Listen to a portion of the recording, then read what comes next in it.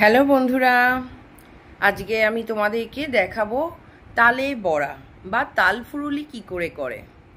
অনেকেই নতুন, তোমরা জানো না কিভাবে করতে হয় বা তাল কি করে বা কি করে ছাড়ায়, তালের পাল্পটা কিভাবে বের করে। তা আজকে সবই আমি তোমাদের সাথে শেয়ার করব। চলো তাহলে পুরো ভিডিওটা দেখতে থাকবে। আর যদি ভালো লাগে আমার ভিডিও, তাহলে অবশ্যই একটা শেয়ার করো, তোমার বন্ধুদের সাথে দেখার সুযোগ করে দিও। লাইক কমেন্ট করতে ভুলো না কিন্তু। চলো তাহলে শুরু করা যাক আজকে তাল ফুরুলি।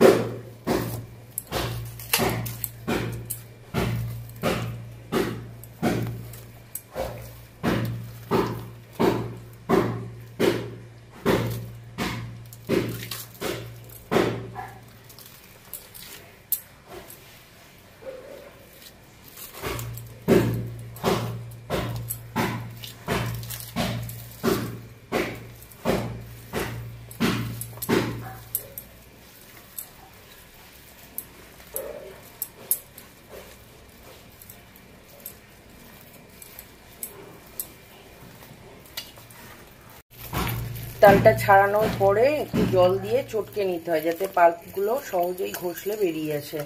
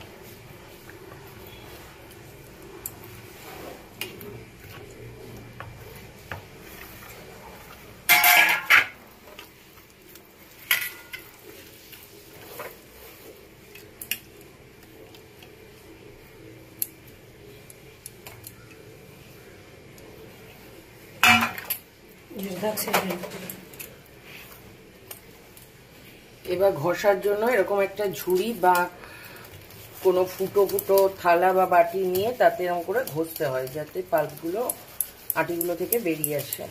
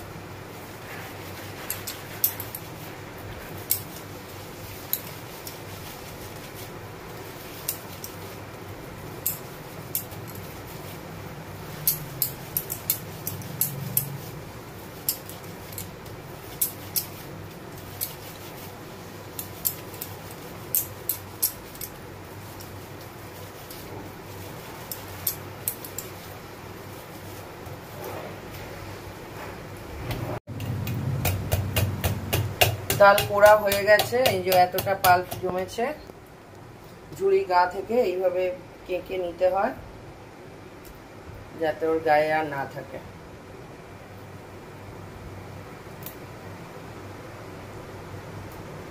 আমাদের 3টে আঁটি, একটা তালের মধ্যে 3টে আঁটি থাকে। 3টে আঁটি ঘষা কমপ্লিট হয়ে গেছে। বন্ধুরা, তোমাদেরকে আমি দেখালাম কি করে তালটাকে ছাড়িয়ে ঘষে নিতে হয় তাল ফুরুলি করার জন্য। চলো তাহলে এবার তোমাদের দেখাই তাল ফুরুলি করার জন্য ওই তালের পাল্পটার সাথে কি কি মেশাতে হয়। আমি যেমনভাবে করি সেগুলো তোমাদের বলছি, তোমরা চাইলে এরপরে নিজেদের মতন কিছু অ্যাড এবং বাদ দিতে পারো।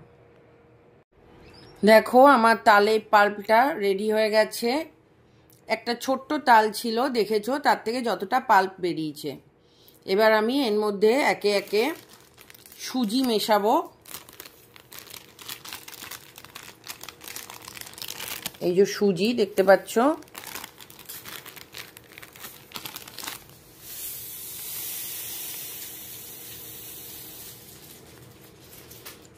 চায়ের কাপে 1 কাপ মতন এর মধ্যে আমি সুজি মেশালাম।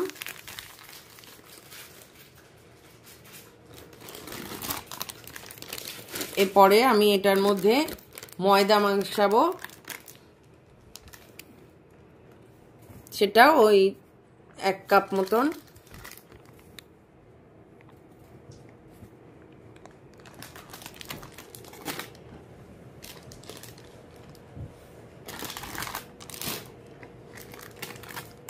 এরপরে আমি মেশাবো এর মধ্যে চালের গুঁড়ো। দেখো চাউল আটা লেখা। চালের গুঁড়ো দিলে ব্যাপারটা শক্ত এবং ক্রিস্পি হয়। ময়দা শুধু দিলে এটা নরম হয়, একটু বেদবেদে করে, আর সুজি দিলেও বেশ ক্রিস্পি হয়। তা আমি 3টেই দিচ্ছি। এর মধ্যে কোনোটা তোমাদের কাছে না থাকলে স্কিপ করতে পারো, কোনো অসুবিধা নেই। আর এটা আমি মাখতে মাখতে দেখবো, যদি মনে হয় যে আর প্রয়োজন আছে কিছু অ্যাড করার তাহলে তখন আবার করব। এবার আমি এর মধ্যে চিনি মেশাবো, সুগার। বেশ অনেকটাই চিনি দিতে হবে কারণ তালটা মিষ্টি হয় না। আমি দেখো অনেকটা মতনই দিলাম চিনি। বাকি যদি মনে হয় আমার পরে আর একটু লাগছে তাহলে মেশাবো পরে আবার। আর আমি এর মধ্যে দেব সামান্য একটু টেস্টের জন্য সল্ট, একদম একটুখানি সল্ট দেব।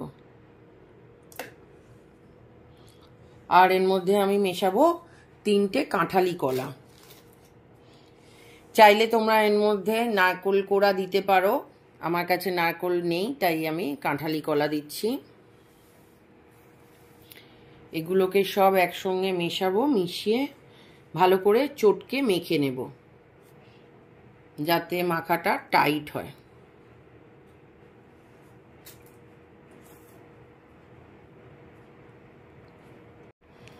এবার দেখো আমি কলা 3টেকে চটকে নিচ্ছি ভালো করে, কারণ কাঁঠালি কলার মধ্যে অনেক সময় দানা থাকে অল্প, সেই জন্য ভালো করে চটকে বের করে নিচ্ছি যদি থাকে তো। তোমরা চাইলে যে কোনো কলাই নিতে পারো, সিঙ্গাপুরি কলা হোক, চাঁপা কলা হোক, যা খুশি।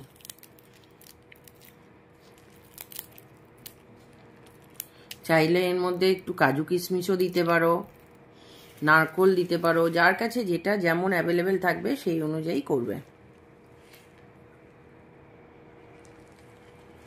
এবার সব জিনিসগুলোকে আমি একসঙ্গে মিক্সড করছি এই পাল্পটার সাথে, তালের পাল্পের সাথে।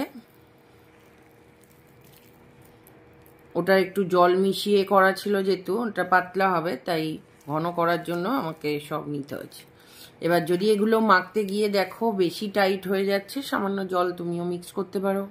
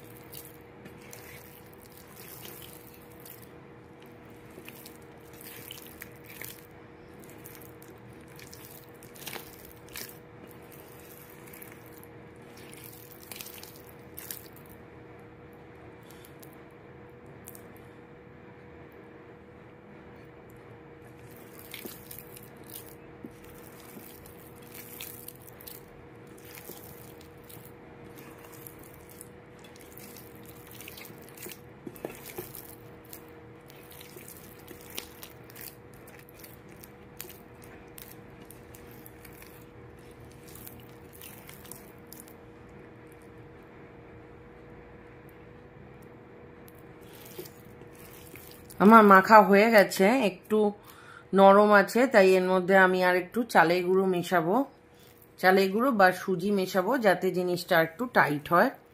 আর এর মধ্যে চিনি দিয়েছি, যেহেতু চিনিটা গলতেও একটু টাইম নেবে। এইভাবে মিক্সড করে কিছুক্ষণ রেখে দেব, যতক্ষণ না চিনিটা গলছে। ততক্ষণে আমি একটা কড়াই বা যে কোনো পাত্র গরম করে তার মধ্যে বেশ অনেকটা পরিমাণ তেল দিয়ে গরম করতে দিয়ে দেব। ওটা যতক্ষণে গরম হবে, এখানে সুগারটা ততক্ষণে গলে যাবে। দেখতে পাচ্ছ এটা কেমন নরম রয়েছে, মানে এটা আরো টাইট হবে। তাই আমি এর মধ্যে আর একটু চালের গুঁড়ো মেশাবো।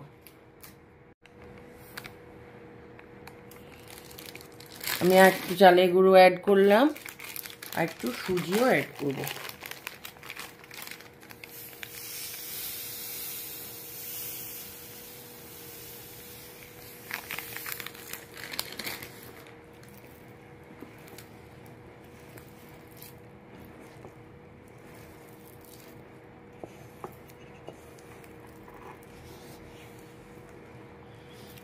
মিষ্টি তোমরা যে যেমন খাও সেই অনুযায়ী চিনিটা অ্যাড করবে। চাইলে এই মাখার পরে একটুখানি গালে দিয়ে টেস্ট করে নিতে পারো কতটা মিষ্টি হয়েছে বা আর লাগবে কিনা তোমাদের মিষ্টি। এগুলো একটু মিষ্টি বেশিই দিতে হয়।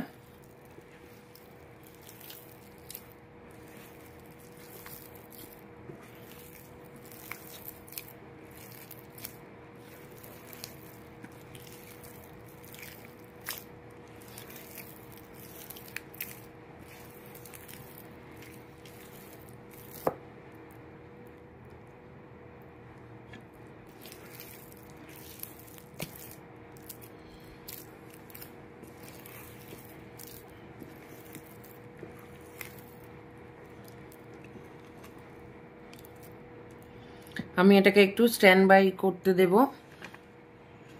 সুগারটা যাতে গলে যায়। আর চালের গুঁড়োটাও একটু জলটা টেনে নেবে, সুজি এগুলো যেহেতু আছে।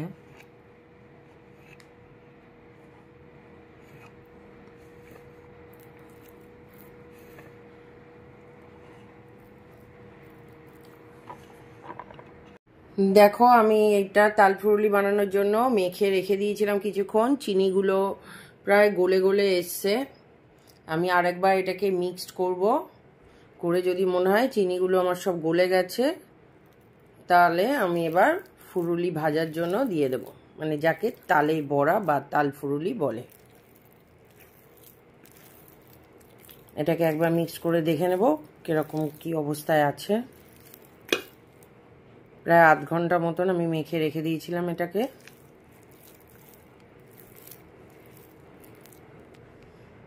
দেখো আমি কড়াই তেল গরম করতে দিয়ে দিয়েছি, আমার তেল প্রায় গরম হয়ে গেছে।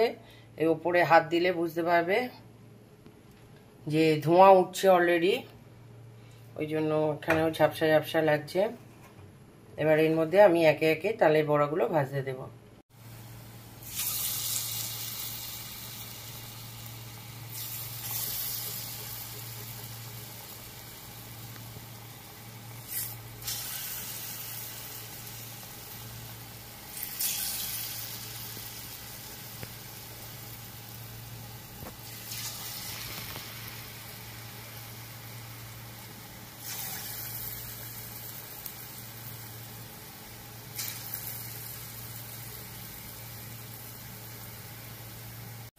এরকম ছোট ছোট গোল গোল বড়ির মতন দিতে হবে, বেশি বড় বড় দেয় না। আর গ্যাসটা একদম কমিয়ে রাখবে, কমিয়ে না রাখলে গরম তেলের যে ভাপটা উঠবে ওটা তোমাদের হাতে লাগবে, প্লাস তোমার এগুলো ওর মধ্যে দেওয়ার আগে যেগুলো দিয়েছো ওগুলো পুড়ে যাবে। আর ভেতরটাও ঠিক করে নালে ভাজা হবে না। যখন তুমি দেবে তখন এটাকে তেলটা মানে আগুনটা কমিয়ে রাখবে, নাহলে দেখো আমার মাঝেরগুলো ভাজা হয়ে যাচ্ছে, পরেরগুলো কাঁচা থেকে যাচ্ছে। একটু বেশি তেল দিতে হয় যাতে একসঙ্গে অনেকগুলো ভাজা যায়, নাহলে অনেক টাইম লাগে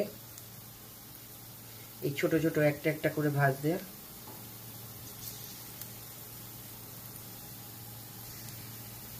আমি এইভাবে যতটা তেলে ধরবে একবারে সবটা দিয়ে দেব। দেখো আমি গ্যাস জোরে দিয়ে দিয়েছি, সবগুলো ফুটছে ভালো করে। একটু ভাজা হয়ে গেলে আমি আবার কমিয়ে দেব, কারণ যেগুলো প্রথমে দিয়েছি ওগুলো এবার উল্টাতে হবে। পাশের গুলো হয়নি, কিন্তু একদম প্রথমে গুলো লাল লাল হয়ে এসছে। তাই এবার আমি গ্যাস কমিয়ে দিলাম, আবার দিয়ে আস্তে আস্তে মাঝের গুলো উল্টানোর চেষ্টা করব।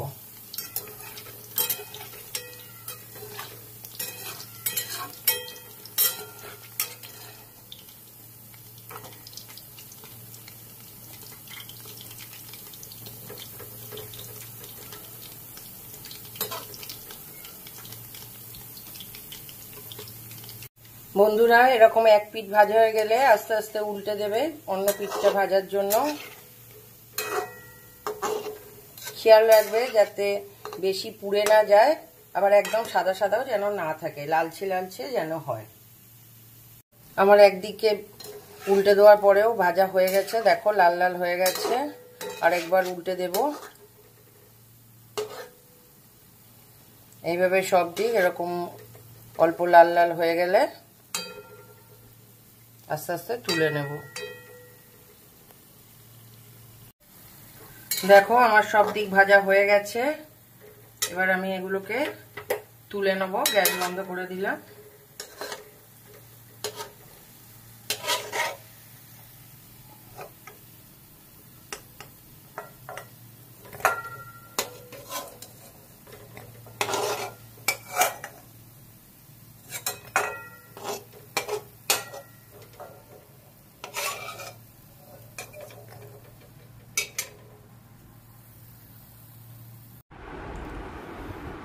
দেখো আমার তাল ফুরুলি হয়ে গেছে, কি সুন্দর আওয়াজ হচ্ছে, দেখবে কত ক্রিস্পি হয়েছে, দেখেছো কত ক্রিস্পি হয়েছে। এটা ঠান্ডা হলে একটু আরো ক্রিস্পি হয়ে যাবে। দেখো কেমন আওয়াজ হচ্ছে।